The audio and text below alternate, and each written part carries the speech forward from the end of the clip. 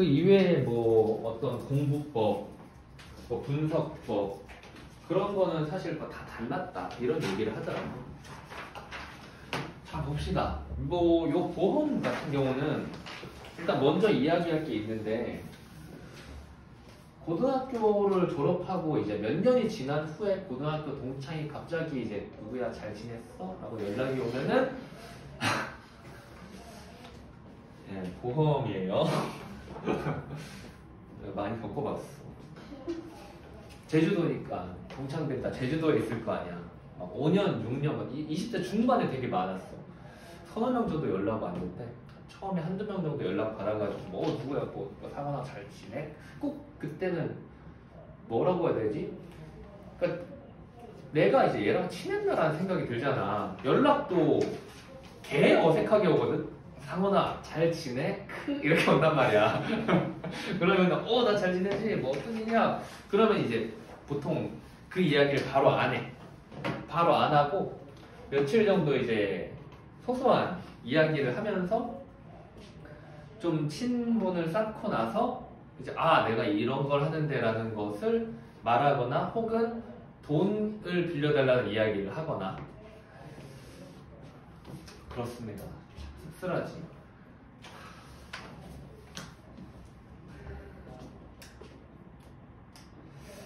보험 이야기를 하고 있죠. 지문에서. 그래서 이 보험은 사실 이 지문은 좀 특이한 게 뭐냐면은 일반적인 그러니까 보험이라고 하면은 우리가 흔히 얘기하는 법정 지문에 속하잖아. 법정 지문 같은 경우에는 뭐야? 법정 지문은 어떤 법의 개념을 이야기를 해주고 이게 현실 세상에서 어떻게 적용이 돼서 우리가 어떻게 생각하고 문제를 우리가 마주칠 만한 문제는 뭐고 그거를 해결할 수 있는 정보를 주는 거란 말이야. 법지문은 그렇단 말이지. 근데 얘는 보험에 대해서 그런 이야기를 우측 단에서부터 합니다. 정확히는 첫 단 맨 마지막에서부터 하는 거고 이 왼쪽 단에서 무슨 이야기를 하냐면 현실에서는 없는 공정한 보험 이야기를 해. 마치 경제학에서 현실에서 없는 완전 경쟁시장 이야기를 하듯이 공정한 보험을 기준으로 설명을 시작하는 거예요. 보험은 일단 애초에 처음부터 공정한 보험이라는 건 없습니다. 다 보험사가 돈을 벌기 위해서 만든 상품이에요. 다만 그게 얼마나 공정하게끔 보이느냐가 보험사가 집중하고 있는 거야. 그리고 그러기 위해서 여기서 이야기하는 확률을 엄청 잘 계산을 해야 되는 거지. 근데 이 확률이란 무엇일까? 뭐 고객들의 수가 많을수록 확률을 잘 계산할 수 있다 그렇잖아. 그래서 확률 이야기를 하는데 얘는 이제 여기에 이상한 내용이 있고 이거를 이제 뭐 이런 거를 일반적인 법정 지문에서 끼워 넣은 거예요. 그래서 이 부분이 이상한 겁니다. 확률이란 무엇일까를 생각을 해봐야 되는데 이 지문 내용 말고 그냥 이야기를 해봅시다. 보험사에게 확률이란 무엇일지 이게 훨씬 더 도움되는 거야. 보험사에게 확률이란 무엇일까? 보험사에게 확률이란? 보험사에게 이 확률을 잘못 계산하면은 어떻게 될까? 공정한 보험에서 뭐 보험료율 이런 게 나왔는데 그런 거 다 차치하고 확률을 잘못 계산하면 어떻게 될까? 사고 날 확률을 잘못 계산하면 너무 높게 잡아버리면 사고 날 확률을 너무 높게 잡아버리면 사람들한테 돈을 많이 걷게 되겠지. 그러면 사람들이 보험을 가입할까? 안 하겠지. 그럼 보험사는 어떻게 돼? 망하지. 사고 날 확률을 너무 낮게 잡아버리면 사람들이 너도 나도 이제 보험사에 가입을 하겠지? 근데 실제로는 그것보다 사고가 많이 날 거 아니야. 돈을 많이 줘야 되겠지. 그럼 어떻게? 보험사는 망하지. 그 아슬아슬한 줄타기를 하는 거란 말이야. 그렇게 하기 위해서는 자신들이 확보할 수 있는 고객의 수 혹은 잠재적 고객의 수가 많아야 돼. 그렇기 때문에 보험사는 그냥 단순하게 보험사만으로는 설립하기가 어려워. 떠오르는 보험사 몇 개 있니? 삼성화재, 현대해상, 뭐 동부과제 이런 거 전부 다 그룹 차원에서 하는 거란 말이야. 그룹의 고객 풀을 공유할 수 있는 거지. 물론 그게 이제 어떤 식으로 하면 합법이고 그 연락처를 공유하고 합법이고 불법이고 하는데 그거 우리가 알게 모르게 동의함 선택사항 동의하는 순간 이미 전부 다 날아가는 거예요. 뭔가를 할 때 필수사항 다 체크하는데 아래 선택사항이 있잖아. 그거에 전체 동의로 하면 알아서 체크가 된다고. 그런 거에 해서 연락이 가는 건데 이 보험사에게 확률이란 사실상 자신들의 생존이 걸려있는 거고 자신들의 생존이 걸려있는 어떻게 보면 맛집의 비법 소스 같은 거야. 이게 유출돼서도 안 되고 남들보다 더 잘해야 돼. 그렇게 함으로써 자신들의 회사를 일고 온 거니까 결국 이 보험사에게 확률이란 경쟁력을 높여주는 겁니다. 근데 이 경쟁력은 어디서 나온다 그랬어요? 고객 수가 높을수록 경쟁력이 높아진다 그랬지. 고객 수가 높아질수록 경쟁력이 높아져. 표본이 많기 때문에. 그렇다면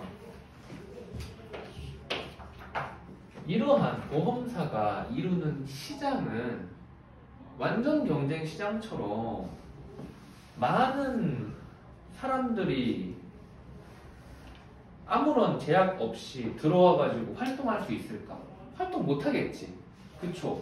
결국 이 고객 수로 확보한 경쟁력으로 인해서 확률을 정확하게 계산하는 게 보험사의 입장에서는 어쩌면 독점이나 과점 시장에서 나타나는 진입장벽이 될 수 있는 거야. 무형의 진입장벽인 거지. 원래 진입장벽은 뭐야?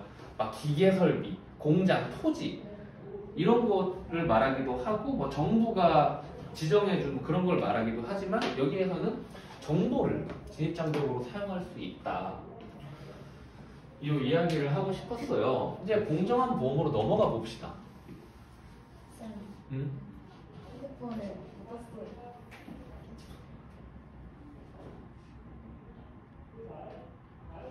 과연 잘 된 걸까? 과연 잘 된 걸까? 공정한 보험으로 넘어가서 이건 이제 공식만 잘 세우면 되는데 앞에 부분은 사실 뭐 별로 이야기할 게 없잖아. 보험은 뭐 사람들이 단체를 이루어가지고 내는 돈이 보험료고 사고가 났을 때라는 조건을 달성하면 받는 게 보험금인 거지. 근데 공정한 보험에서는 사람들이 내는 돈이랑 그리고 받는 돈이 항상 일치해야 된대. 그래서 개인의 측면에서 공정한 보험 개인의 측면에서는 그 개인이 내는 한 단위의 보험료겠죠. 이 보험료가 뭐랑 같다고 나와 있어? 지문에 그 사람이 보험금에 대해서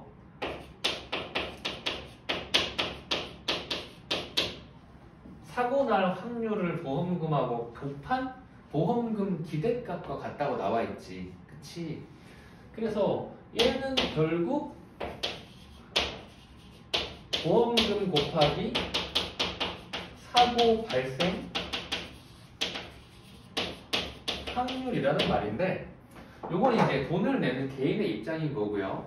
돈을 내는 개인의 입장인 거고 그 아래에 굳이 이제 총보험료와 총보험금이 같다라는 이야기를 해놓은 이유는 왜냐면은 보험사 입장에서 본 거야.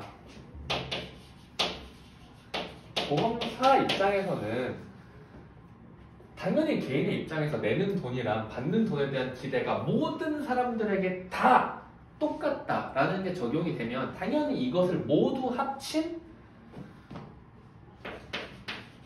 보험료 총액이라고 하죠. 총액이라고 합시다. 보험료 총액이랑 이 보험사가 주는 보험금의 총액이 같아질 거라는 이야기를 하고 있는 거예요. 근데 이게 뭐 이렇게 공식을 세워놨지만 사실은 별게 아닌 게 너희들 수학에서는 이것보다 훨씬 어려운 거 잘 풀잖아. 자, 보험료의 총액은 뭐야? 사람 수가 n명이라면은 얘는 그냥 n 곱하기 한 명이 내는 보험료죠. 그쵸? 그리고 보험금 기대값은 보험금 곱하기 사고 발생 확률인데 이 n명의 사람들이 모두 다 공정한 보험이니까 이 n명의 사람들이 모두 다 같은 보험에 가입해 있다면 이 사람들은 모두 보험금 기대값이 같겠지, 그치? 모두 보험금 기대값이 같아. 그래서 요것을 이렇게 요걸 가지고 오면은 n 곱하기 보험료는 n 곱하기 보험금 곱하기 사고 발생 확률인 거예요. 왜냐하면 사람들이 모두 보험금에 대해서 기대하는 값에다가 사람 수를 곱한 거니까 결국 이 식은 뭐야? 양쪽에 n이 다 없어지잖아. 그치? 결국 보험사 입장에서도 어차피 보험료와 보험금 기대값이 같다라는 이야기를 하는 거야. 왜냐? 공정한 보험에서는 그래. 공정한 보험이니까. 공정한 보험은 두 액수가 똑같다라고 가정을 하는 거니까. 하지만 현실에서는 안 똑같다고 했죠. 누군가가 이제 보험 가입을 권유하게 되면은 일단은 생각해 볼게라고 하고 물러서세요. 내가 그것 때문에 얼마나 날렸는지 알아? 야, 씨, 막 엄청 좋아 보이는, 막 누구 보험 가입해야지. 이래서 보험 가입을 권유를 하는데 평소에 엄청 친하게 지내가지고 친해진 사람이었거든. 같은 건물에 사는. 그러니까 막 친절하게 인사하는 아주머니였는데, 야, 씨, 이거, 산전수전 다 겪은 어른이 이제 딱 설계를 딱 하니까 나도 모르게 그럴까요? 원래는 실비보험 한 달에 10,000원짜리만 가입할 거였는데 이것도 준비하셔야죠. 그래서 한 달에 150,000원짜리를 같이 가입을 했단 말이야. 근데 되게 재밌는 게 그런 보험들은 일단 보장이라는 말을 씁니다.